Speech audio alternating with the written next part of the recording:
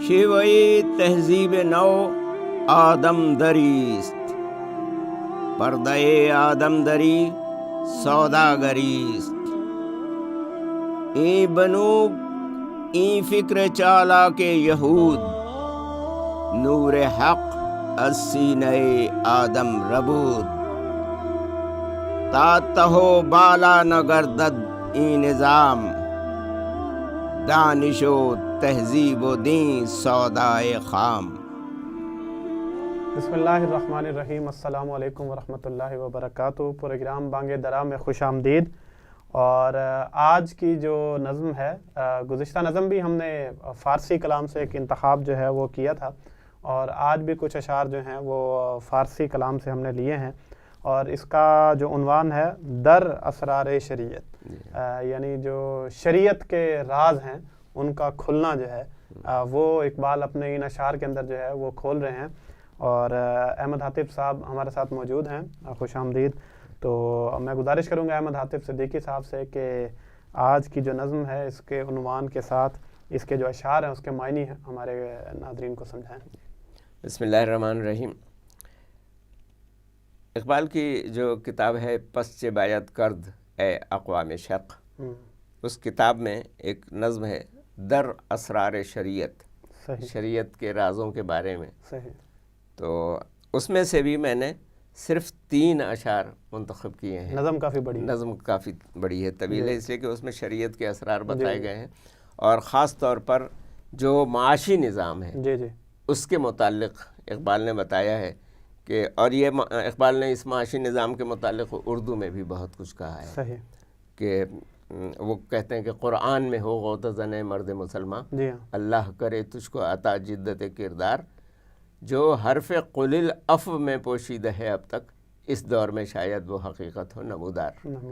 تو وہ درگزر جو ہے نہیں، عفو درگزر والا نہیں ہے، جی، بلکہ یہ قرآن مجید میں یہ آیت آپ نے پڑھی ہوگی کہ یسألونک ماذا ینفقون، کیا خرچ کریں. ہاں، لوگ آپ سے پوچھتے ہیں کہ کیا خرچ کریں. قل العفو، کہہ دیجئے کہ جو کچھ بھی آپ کی ضرورت سے زیادہ ہو. ضرورت. تو اقبال اس پر معیشت کا پورا فلسفہ، پوری عمارت تعمیر کرتے ہیں کہ ہر شخص یہ سمجھتا ہے کہ کیا چیز اس کی ضرورت سے زیادہ ہے. اچھا، اور جو جدید سرمایہ دارانہ نظام ہے اس میں ہر چیز کو آپ کی ضرورت بتایا جاتا ہے. آپ اشتہارات دیکھیے کہ اشتہارات سے ہمارے ٹیلی ویژن اور اخبارات اور ریڈیو سب بھرے ہوئے ہیں، اور ہر چیز کو کہا جاتا ہے کہ یہ آپ کی ضرورت ہے. تو اور یہ بھی کہا جاتا ہے کہ پیسہ جو ہے وہ آپ خرچ نہ کریں، اس کو بچا کر کے رکھیں. تو اس میں یہ ان 3 اشعار میں تہذیب مغرب کی اسی کیفیت کی اقبال نے مذمت بھی کی ہے اور تردید بھی کی ہے. پہلا شعر ہے، وہ کہتے ہیں کہ شیوہ تہذیب نو آدم دریست. صحیح. شیوہ تہذیب نو کا مطلب تو ہو گیا کہ نئی تہذیب کا جو طریقہ کار ہے، طور طریقہ. ہاں، آدم دری، دریدن کہتے ہیں چیرنے پھاڑنے کو. صحیح.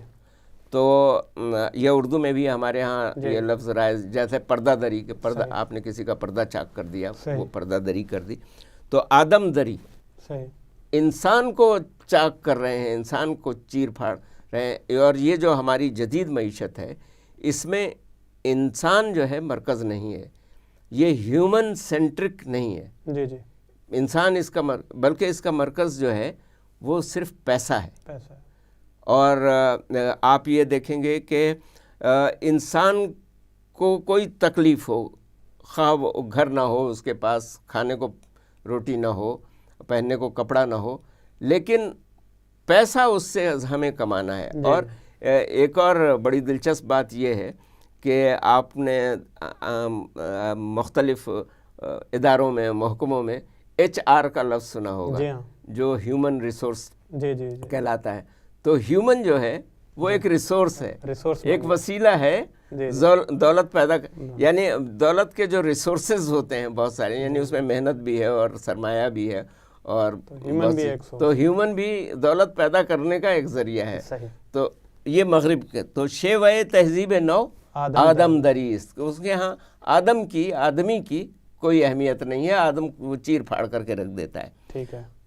اور پردہ آدم دری سوداگری است. اچھا. کہ یہ جو آدمی کو چیر پھاڑ رہے ہیں اور اس سے فائدہ اٹھا رہے ہیں اور اس سے دولت کما رہے ہیں، تو اس پہ پردہ ڈالنے کے لیے اپنے اس عمل کو کیا کہتے ہیں؟ سوداگری کر رہے ہیں. مارکیٹنگ. مارکیٹنگ ہے، تجارت ہے، یہ تو تجارت ہے، بزنس ہے. ہاں، دنیا بھر میں یہ کمپنیاں پھیلی ہوئی ہیں، لوگوں کو ملازم بھی رکھتی ہیں، جی ہاں. لیکن ان کا خون چوس لیتے ہیں. جی، اس پہ بہت ہی تفصیل سے بات ہو سکتی ہے کہ لوگ کس طرح 24 گھنٹے جی ہاں کام کر رہے ہوتے ہیں اور صرف ان کا یعنی عوض پیسہ ہوتا ہے. ان کے معاش یعنی خاندانی زندگی، ذاتی زندگی، معاشرتی زندگی اور انسانی زندگی یہ سب داؤ پہ لگ جاتی ہے. پیسہ سب کچھ ہے. تو یہ سوداگری ہے، سوداگری کے پردے میں آدم دری ہو رہی ہے، سوداگری کے پردے میں ہو رہی ہے. شیوائے تہذیب نو آدم دریست اور پردہ آدم دری سوداگری است. صحیح. اچھا، اب اس کے بعد وہ اس جدید معیشت کا ایک سب سے اہم ادارہ جی جی جو ہے اس پہ گرفت کرتے ہیں. اور یہ بڑی جرت کی بات ہے، یہ ہم آج بھی یہ بات کہتے ہوئے ڈرتے ہیں کہ این بنوک این فکر چالاک یہود. صحیح.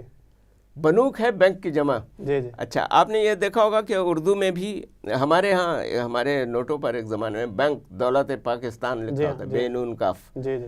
یہ فارسی میں بھی اسی طرح ہے، عربی میں بانک ہے. صحیح. تو اقبال نے فارسی میں بینک کی جمع بنائی ہے بنوک. صحیح.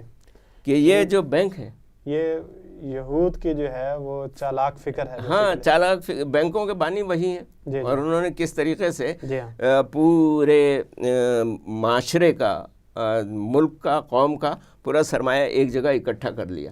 اور پھر اس کے بعد انہوں نے جعلی طور پر یعنی فرضی طور پر جو نوٹس جاری کرنے، یہ آج پوری دنیا میں ہو رہا ہے کہ فیک نوٹس جاری ہو رہے ہیں. ہر نوٹ پہ لکھا ہوتا ہے کہ ہمارے پاکستان میں مثال کے طور پر لکھا ہوتا ہے کہ بینک دولت پاکستان حامل حاضہ کو مطالبے پر مطلب 5,000 روپے ادا کرے گا.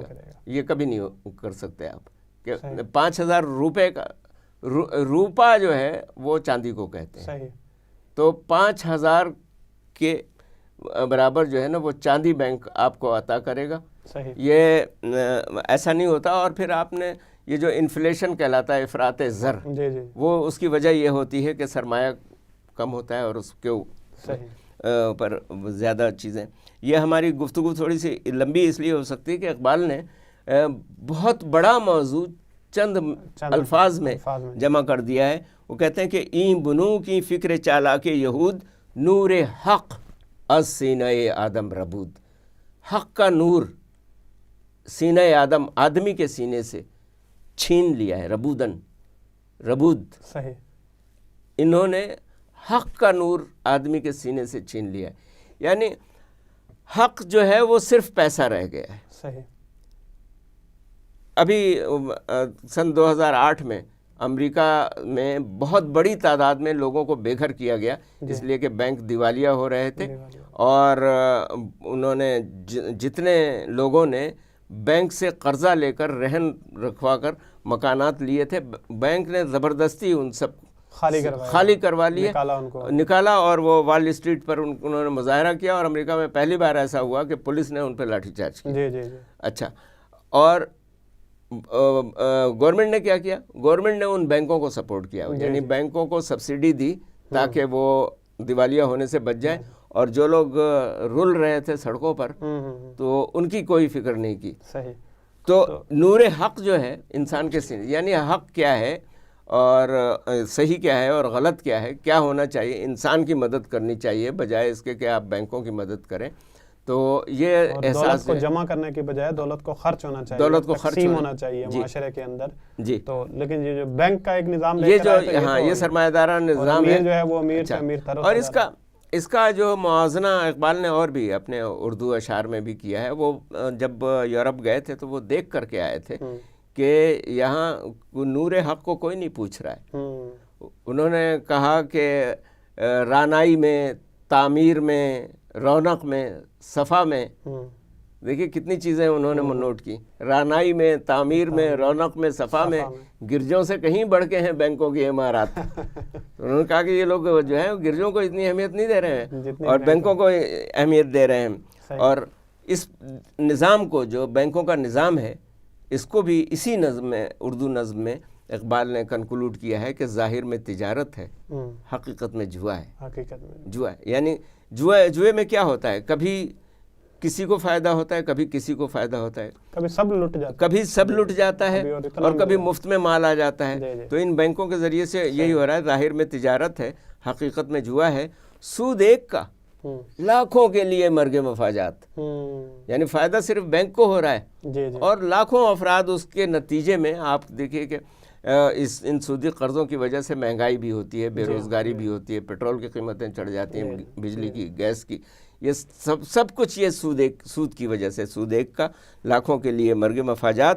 تو اقبال اس کا حل یہ بتاتے ہیں کہ تا تہو بالا نہ گردد این نظام، دانش و تہذیب و دین سودائے خام، کہ جب تک یہ پورا نظام، یہ سودی نظام جو ہے، یہ تہو بالا نہیں کر دیا جائے، ختم نہیں کر دیا جائے گا، تہو بالا اوپر نیچے بالکل، یعنی تباہ و برباد جس کو ہم کہتے ہیں، تا تہو بالا نہ گردد این نظام، دانش و تہذیب و دین سودائے خام، نہ عقل آپ کے اندر رہے گی، یعنی عقل سے انسان بہت سارے کام کرتا ہے، لیکن جب وہ دولت کے شکنجے میں، اور دولت کو ابھی جیسے ہمارے ہاں صورتحال ہے کہ کسی نہ کسی طرح گزارا کرنا ہے، روٹی کھانی ہے، اس کے لیے کہیں نہ کہیں سے پیسہ لانا ہے، تو آپ کی عقل اور کہاں کام کرے گی؟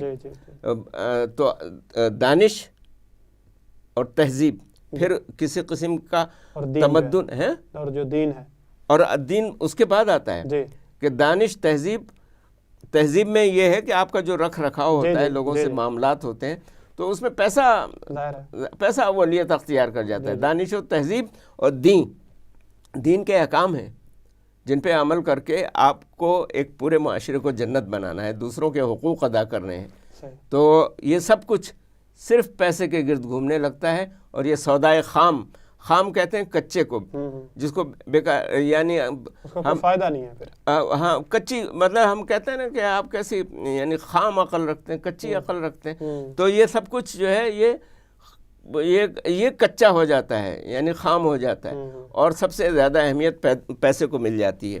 تو تا تہو بالا نہ گرددی نظام، دانش و تہذیب و دین سودائے خام۔ تو شاعر مشرق جو ہیں، جن کو حکیم الامت بھی کہتے ہیں، تو وہ ہمارے ایک بہت بڑے مرض کا وہ نشاندہی بھی کر رہے ہیں، تشخیص بھی کر رہے ہیں، اور علاج بھی بتا رہے ہیں کہ یہ جو این بنوک، این فکر چالاک یہود، کہ یہ جو پوری ایک فکر ہے، اور اس کے اندر پھر جو آدم دری کی جا رہی ہے، مطلب سوداگری کی آڑ میں جو آدم دری، مطلب انسانوں کو چیر پاڑ کے جو ہے وہ بیچا جا رہا ہے، اس کو جب تک تہو بالا نہیں کر دیا جائے گا، تب تک ہماری عقل، ہماری تہذیب، ہمارا دین سودائے خام کی حیثیت رکھتا ہے۔ اگلی نشست میں انشاءاللہ آپ سے ملاقات ہوگی۔ السلام علیکم۔